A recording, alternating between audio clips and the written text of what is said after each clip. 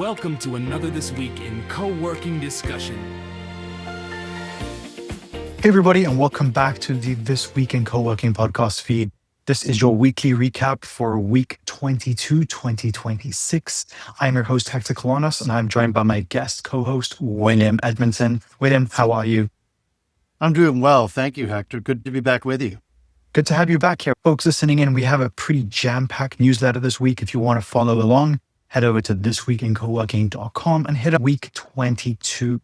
Are we finally seeing the rise of the personality economy? And what does that actually mean? Some growth that we're seeing both in iPostal 1 and for indie coworking across the US. We're also going to explore whether it's the right time to start collecting data about whether coworking jobs are actually gigs or careers. We're going to dig into a little bit of market moves from across the coworking world. To get us started, William, let's dive in with the personality economy. Now, this is a topic that speaks very, very loudly to me as someone who started writing a small newsletter in 2019, sent from my personal email address. It is still sent from my personal email address. So I am very much a believer in this idea of building personal brands and how people interact with you and your personality as opposed to the companies or projects that you're involved with. William, please speak to you. Gosh, Hector, I remember those early days with you. And I think one of the things that really has propelled your success is the personality that you have, the work ethic and everything you do at all the industry shows and so forth. And I remember when you were a guy that some of us wanted to introduce to people, and now you're the guy.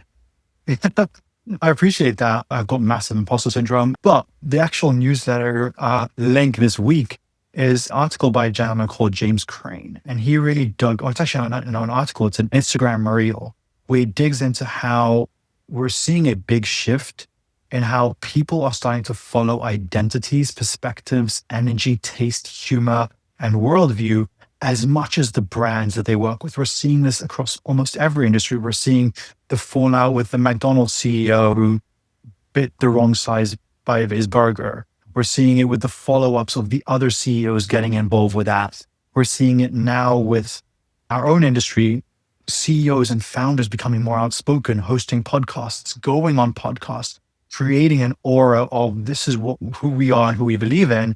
But it's also spreading to the employees and the workforce. William, we were joking about earlier, but you've got your own personal brand that people know, William. They've interacted with you across multiple roles, across multiple industries. And how does that reflect in how you conduct yourself in business is a very big signal that I think a lot of people in our industry are still sleeping on. We all focus our marketing and our branding and our spend on building the company brand. But very, very few are investing heavily in building the personal brands of the people that attract your partners, your customers, other employees, and create that culture that people seem to be following. It's a huge opportunity, I believe, because I know a lot of co-working companies hire amazing people, but then keep them locked behind a screen instead of showing how amazing they are, how great they are. Not everybody has to have like a online brand and be a blogger or a vlogger or a podcaster or any of that, but being the personality that attracts the specific type of clientele is definitely something that can't be overlooked. Yeah, it used to be, Hector, that you built your company first and your brand and made the story that way. And he talks about something we're all seeing, which is it's really a shift. Personality is becoming infrastructure now. It's the modern influence, and individuals who can really master the storytelling have an advantage for building their companies, their products across the entire ecosystem. Individuals who master storytelling, attention capture, trust building, emotional connection, things like recognizable points of view. There's some of us that what our point of view is going to be. And a consistent top-of-mind presence is super important. And that's really going to dominate. In his article, he says the next decade. I think it's going to go a lot further than that, but we'll go a decade for now. Yeah, absolutely. And I just want to kind of bring that back to the co-working connection. A lot of your best people are, once again, hidden behind their screens. There is a lot that you can do by highlighting those people, but also you're going to have people who shine brighter than your company brand. And you have to be able to have either an acceptance for that's okay, and B, a strategy for that. Because what we are seeing, and we're going to dig into like this question around co-working careers in a little bit, but people are going to move roles. They're going to find their next trajectory step, and they're going to take that brand with them. And that is a good thing, right? You'll be part of their story, just like your members outgrow your space. Team may grow out of your space and start their own businesses and become consultants or fractional leaders or whatever that is. And that is a good thing. I always go back to the saying that Microsoft, I believe, of what happens if we train all our best managers and they leave? And the response is, well, what happens if you don't and they stay? Right? So you really have to think about like, how do you enable your personalities to glow, even if they may eventually leave or overshadow the current brand of the CEO, the co-founders, etc. Sorry, absolutely. And we all have our own needs. And to me, as the leader for decades managing teams, I always found it to be a compliment when somebody in my team got that promotion, maybe became my peer, maybe became over me. That means that we did some things right. And one thing a lot of people fail to do is let people be themselves. And often the reason you hire somebody gets squashed by do it this way, and these are our objectives and whatever. If you take a look at McKenna Mendiola, who is in our Workspace team at iPostal One, she was great at branding herself, and she was genuine and transparent. And she's moved on from us to be a full-time mother. And we're also proud of her, but she's followed the things, and everything that made her really great at working with us is going to make her really great working from home as a mom. Absolutely. And big congrats to McKenna as well as the fact that because she put in the work of building that brand and the great relationships, if at any point she raised her head back to the co-working world, there are hundreds of roles that would open up for her. So that just goes to hit home that point of build the brands, create relationships, and who knows where life will take us. But you want to build up your brands as much as you can. Yeah, and one of the core theses in the article was personality as infrastructure. Individual personalities. It's not just branding; it's foundational infrastructure for business success, and that really stuck to me. I sent the article to two of my best friends in the industry, Willie Gutierrez at Premier and Scott Chambers over at Pacific, because I think they have a lot of these traits, and it's always good to have it reinforced. Mm-hmm. One thing that's changed a bit, and I'm glad was in the story, is that AI AI definitely amplifies this shift. And it's hitting, doesn't matter what industry you're in, it doesn't matter what role. Every industry, business, whether it's entertainment, politics, sports, fashion, whatever, is impacted by this. And if you're not afraid of it, if you use it right, it can really help you do well and help your personal brand and your company do better. I completely agree. I'm going to actually take that one step further because there is so much AI slop on every social channel and every website. The dead internet theory, this idea that there's going to be more bots talking to other bots than there will be humans speaking to humans on the internet, is rapidly approaching. And in that world, the real people will land up securing better, bigger, longer deals because they are human. We're starting to see it with co-working spaces already where they're like, we do not have an AI sales agent. We do not have an AI CRM system. You will speak to a human being. Someone will come to your desk and give you your invoice if that's what you want, right? And people are attracted to this, I was going to say rudimental, but this more manual process of having to interact with human beings and stepping away from everything being fully automated, being fully AI driven because they're looking for that human touch. I think we're going to see the resurgence of the coffee cart and the resurgence of the sandwich cart and things like that, just really bringing a human element back into some spaces. Well, if you use AI to do the mundane things and, handle some of that and save you some time, you can then focus on other things. I'll tell you what a big fail is, just a pro tip here. is we have noticed, particularly Richard in our team, has noticed that in calling a lot of operators, you get AI answering the phone. And there's no getting to a person. There's no getting what you want. It's a fail. And for all of the talk we have about hospitality in the workspace, that just shoots a hole right in it. So, know which AI you're using and how to do it. But yeah, the sandwich cart, the bar cart, the whatever may be coming back with flames behind it. Absolutely. Absolutely. I definitely can see the barista role popping back into co-working spaces. We're seeing a lot of community managers being trained as baristas recently. Yeah. So definitely expect that bartender coffee house vibe to come back to co-working spaces, especially at the premium level. Yeah, I was going to say certainly at certain price points within the industry. Yeah, definitely. But we did mention AI a bunch. There is a couple of posts in the technology section of the newsletter this week talking about kind of the downsides that we're seeing around AI token usage or token maxing.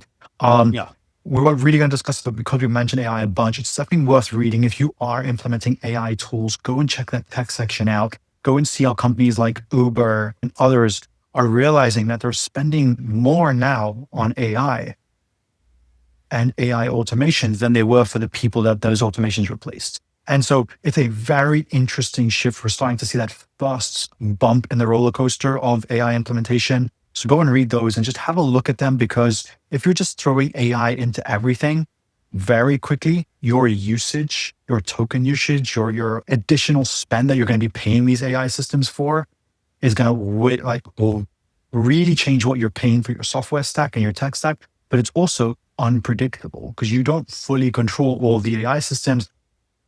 One bad error, one bad loop, and you could start getting these skyrocketing bills that decimate your profits for several months. Just go and have a look at those, kind of think about this behind the stories. But away from the doom and gloom, there was a bunch of stories about growth this week in the newsletter. But let's start with iPostal One. iPostal One announced you guys are growing or expanding your support for Canadian operators, bringing those revenue sources that have put around $150+ million into operators' pockets to Canada. What's going on with Canada? Why now? Why Canada? Yeah, so a number of things have happened for us. One, we've been just so busy growing our brand primarily in the US, but opportunistically in countries around the globe. And we had an opportunity to really shift some investment into Canada. And so what does that mean? That means by last count, there are 800+ Canadian workspaces, right? So big open market. In talking with Richard on our team, who's actually from Canada in sales, we knew that iPostal One awareness was not very high in Canada. And part of that, it's kind of a chicken and egg thing. We didn't have many there, so the awareness wasn't there. So we didn't have many there. Let's lather and repeat, right? So there are 800+ operators that are leaving money on the table. So the way that we help them you mentioned, we've put $150 million into partners' pockets. That's just their share. Why would we not want to have Canadian operators share in that success? So Richard's been working with a lot of folks in Canada. We'll be going to GWA Immersive in Toronto next week. And it's just super exciting because, whether it's hello or bonjour, we are taking our platform, which, as you know, has a turnkey portion where we do all the marketing and send customers, not leads, to the operators. We do all the work except the processing of the mail, which is 30 minutes per 100 customers we send. We also have our white label for their own virtual customers and their own office customers, which lets them really ratchet that service level up a couple of pegs. And it's important, but there's some things I made a couple of quick notes about, Hector, and that is on my fancy notepad here, we're really spending a ton of money in Canada to increase awareness of the brand, to drive people to ipostal1.com, where they'll then select a site in Canada where they want to have their address. We're now able to use Canadian dollars as the currency. We've got arrangements with Canada Post and Purolator because that's relevant there. Of course, along with UPS, FedEx, and DHL. But the key thing is the marketing spend is accelerating.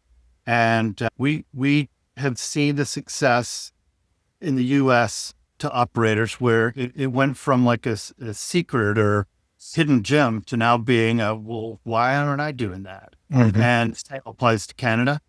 And we already have a handful of operators up there, but we're talking with several big operators and some of the regional players, as well as some of the individual folks. And they're all intrigued.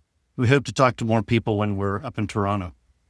Great. And if anyone can't get to Toronto, there is a link in the newsletter for them to reach out, Yeah. arrange a little bit of a coffee chat with Richard as well, and just find out if this makes sense for them. Yeah. I think it's a really good conversation to be had. But you did mention that you're obviously doing partnerships with some of the larger operators, but you're also growing through a lot of indie operators, 1, 2, maybe 3 locations. Are you seeing that growth on your platform as well? We are. In fact, we have a high number of folks who are indie that, a year ago didn't want to be bothered, didn't understand it. And we, through a series of drip campaigns or just talking with people, we've let them know what kind of money you're leaving on the table by not participating. And, if you're an indie operator and you're trying to make ends meet, you're trying to launch, whatever it is, 2 additional revenue streams. I posted one with the turnkey approach, and then a Workspace mail component where you can make additional revenue off of your existing members and packages with meeting rooms and so forth. Why would you not do that? Yep, completely agree. Talking about NDA, we did get some stats out of Coworking Café. They did a massive data drop this week, looking at the US market, and they looked at 73 different US cities, all of them with populations over 200,000 residents. And they looked at how many, or what was the share of independently owned operators. And they defined independently owned operators as companies with less than 4 co-working spaces within a single city. So that's kind of how they broke down their definition of indie. Now, they did say that whilst 60% of all the markets analyzed were larger brands, multinationals, multi-regional, etc., the rest were pretty much these indie operators. They did rank which cities and which regions had the highest number, but also highest density of indie operators. We saw St. Paul ranked number 1, where indie operators make up 80% of their local co-working markets, with 8 of their 10 providers being locally owned. They also saw Wichita in Kansas have 67% of their co-working operators being locally owned. And then I think they came in with Baltimore, which had 21 co-working operators, 62% of their local supply side being indie operators. But then St. Petersburg in Florida had more than 4 indie operators per 100,000 residents. So quite a heavy penetration and density within that market, but very, very interesting seeing kind of the Midwest standing out as the strongest region for indie co-working spaces, with 7 of the top 15 cities all being in the Midwest. So just very interesting numbers, seeing that come out to figure out where is indie co-working gaining ground and where are they growing the fastest. Yeah, and it's interesting, Hector. I was at the co-working operators weekend in Raleigh-Durham a few months back. And what you're starting to see is some of these operators who thought it would be cool to have a co-working place now think about, I need to be serious. I want to run it as a business. And what a lot of them figure out is what a bunch of us figured out in the past, which is it's so much easier if I scale and I have 2 or 3 or 4 or 10 or whatever. And we're starting to see that. The growth in Raleigh alone, we've got so much interest at iPostal One from folks who didn't realize they were part of this bigger ecosystem. Mm-hmm. So I think it's knowledge. I think it's success. Look at Maryland, and Maryland, oh my gosh, the growth there, the success of operators like Chico with Perfect Office Solutions and others really illustrates that if you focus and you get your formula working, you can keep adding to it. And I think that's driving some of the growth here. Yeah, I completely agree. I think it's also very interesting, the definition of indie that they said, because just mentioning Chico and Perfect Office, right? Would you classify Perfect Office as an indie operator? I mean, they're self-funded, bootstrapped, operating very, very lean, but 30-ish locations is Right. definitely falls outside of this indie categorization, but hyperlocal and independently owned. So I think it's a bit interesting. I mean, there are various other privately owned, far larger. I think you mentioned Premier earlier. I think there are 80 something locations. Yeah. They're not 85. indie. No. They're But, definitely not take a indie. look at, a year, 2 years ago, if we were having this conversation, the definition wouldn't be 3 or 4, it would be 1 or 2. Mhm. And that's really going by the wayside. People are focusing, there's some consolidation, people are buying each other, or as some operators, but again, maybe some of the people who didn't understand how this works on the front end close, other people may take advantage of the opportunity and relaunch. Yeah. I mean, you did listen to a very interesting section of the newsletter this week in our market moves section. Just this week alone, we saw Just Co listings on the Singaporean Stock Exchange, raising 100 million Singaporean dollars. Their IPO paperwork was fascinating in itself. We saw Marlin expand into Brooklyn. We saw Saltbox raising more capital. We saw Rome roll out a new workspace services arm. We saw Attico and all our partners in Spain and Portugal raise 180 million to go and acquire and build out more locations. We saw Monday expanding into Spain from kind of Portugal and Andorra. So just huge moves being made. Going back to what you were saying a little bit earlier, I think the market is just growing up. And a lot of indies are realizing that the best way, to build a stronger business is to have better economies of scale, having multiple locations, tighter operations, leaner teams. But on the flip side, if you've been in the industry for 5, 10 years, and you're thinking about what comes next, how do I get out? How do I exit? How do I sell this business? You need to be able to position that offering independent of your personal brand. Going back to the first story we started, bringing it kind of full circle, a lot of co-working spaces are built around the personality of the founder, the person that pulled the community together, especially on the indie level. At some point, you need to be able to scale past that, hiring other people, bringing in other personalities, other brands, so that you can eventually package the product, if that is on your plan, to either acquire others and bring them into your orbit, or sell to others and be able to go retire or invest in your next adventure, whatever it is. We are definitely seeing a lot of operators starting to think, what does that look like? And how do I build a packageable business that I can hand over, exit, sell, acquire, etc.? I'm proud to have been part of one of those exits with a regional brand called Abbey Executive Suites. We sold to Regis, and it was the same reason. They wanted to get a stronghold in the area that we owned. Mm-hmm. And it worked well for them. It worked well for us too. Mm-hmm. But yeah, you look at the indie aspect. For all of the things that are really great, there's some things that an indie can't really do. And an indie can't sell to enterprise companies.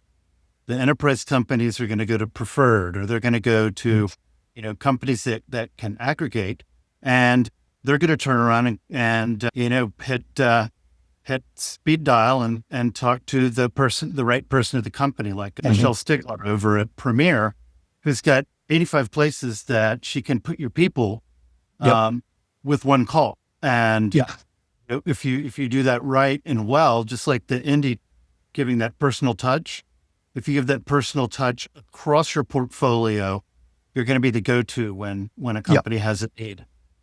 I just want to caveat that, because there are a lot of indie operators who are at that one location, and that is where they want to be. They do not want to scale. They do not want to expand. They want to serve their community as best as they can. Angel Kowalski's comes to mind immediately on being like passionately hyperlocal. Only wants one space.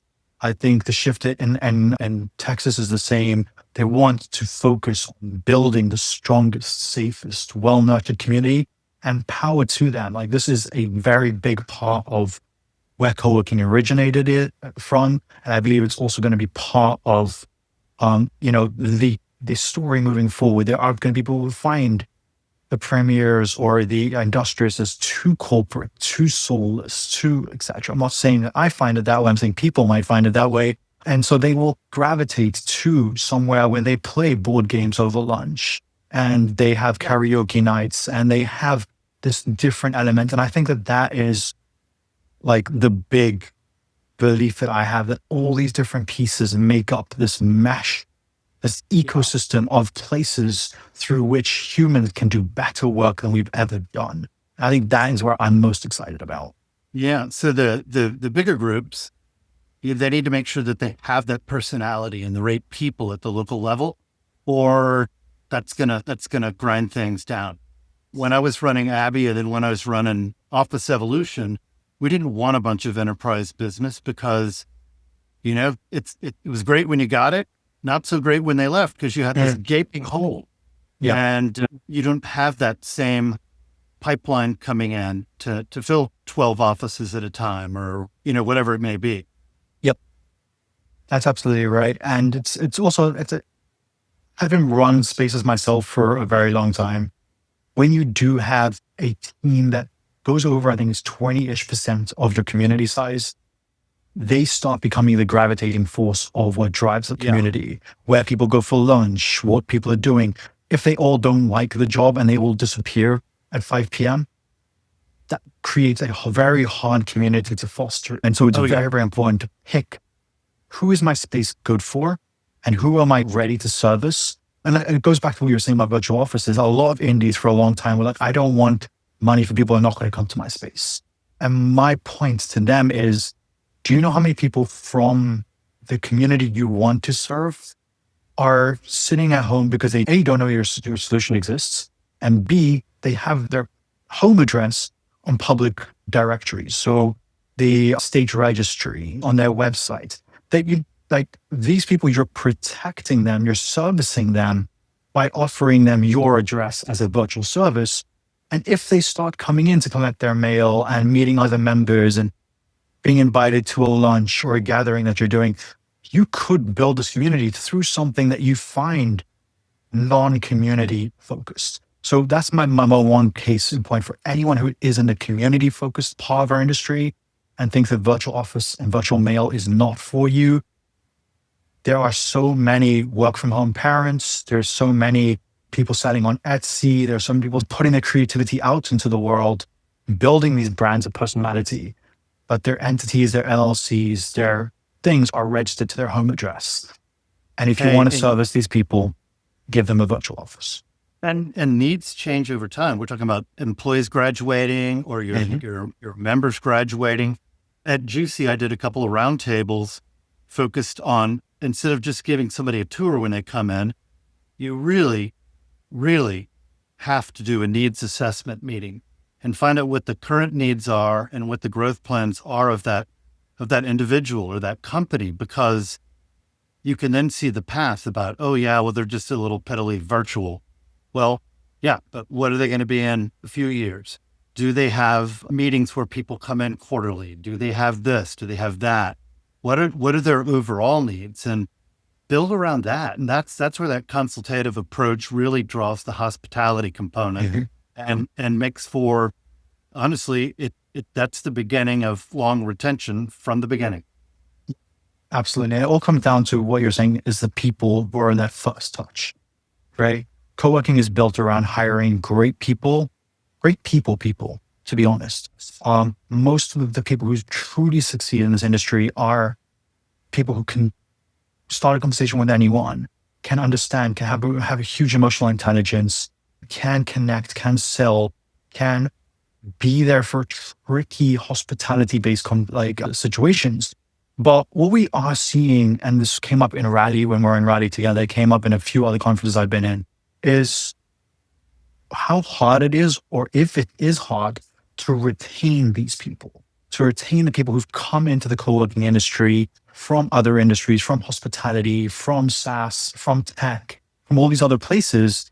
And how long are we keeping them? Are we giving them a gig while they figure out what's next? Or are they actually building careers? I mean, we have 3 or 4 CEOs now here in the US who started as a community manager. Thinking of Sarah over at Work Bar, started as a community manager at Regis, now is CEO over at Work Bar. A few others, I think Jaime at Cahoots started as a community manager. He now owns 3 locations under went from community manager to owner. So there is this idea that there is career paths. But when I speak to operators, they are a lot like, this specific type of cost of employee, we can't hold on to them. Like, they have a very short tenure with us. They see it as a gig. And so what we're doing at the newsletter over the next couple of weeks is we're running a global survey called the Coworking Tenure Survey. You can take the survey at twic.co/tenure. And we are assessing what does tenureship and what does co-working careers look like across the co-working world, from indie operators, one location who may be running with one member of staff, all the way through to multinationals. What are you paying? Where do they leave? When do they leave? How are they promoted?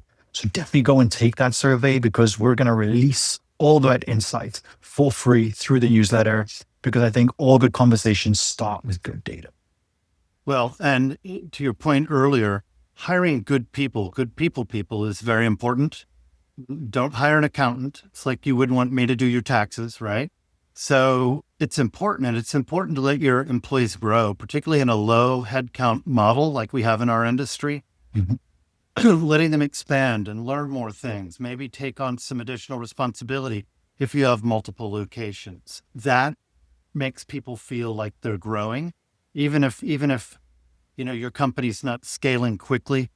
Giving extra responsibility can take stuff off of you as a leader, and it grows that person and makes them feel more valuable.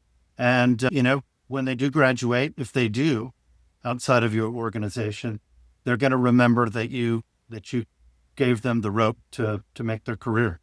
Yep, I completely agree with that. And one of the trends that we are seeing is this when someone has grown quick enough through the organization and they're looking for that next step, oftentimes they still have a loyalty to the existing company. And we're seeing a lot of execs leaving and becoming fractional leadership. So still supporting their base company that helped them grow, supported them at essentially mates rates compared to what they would charge other operators, but still supporting you and now learning from other operators, other industries, other communities, and feeding that into the company that helped grow them. So it's a really interesting data set that we're building. We have responses so far from around 4 different continents. If you are listening into this, or someone who's in the people org for co-working spaces, or if you are the person who handles hiring, go and take the survey, put in your data. We're going to share the insights, as I said, for free.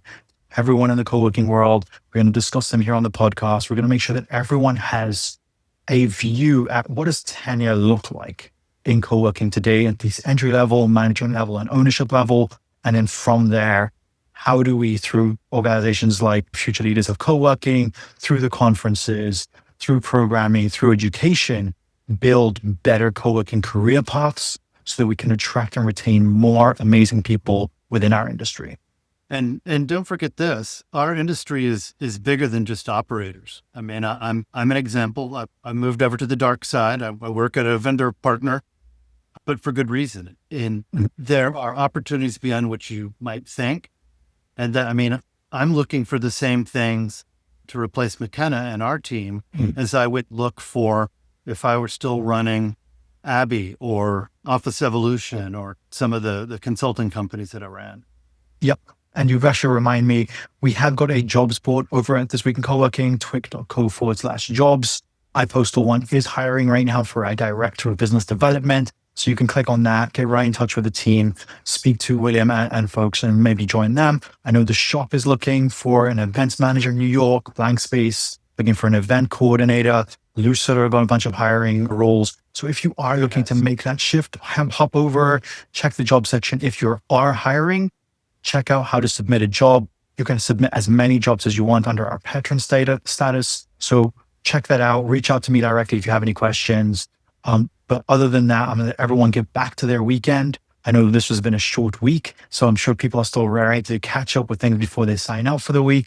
So thank you very much, William, for joining us this week. You're going to be in Toronto next week if people are looking to catch you. I am indeed.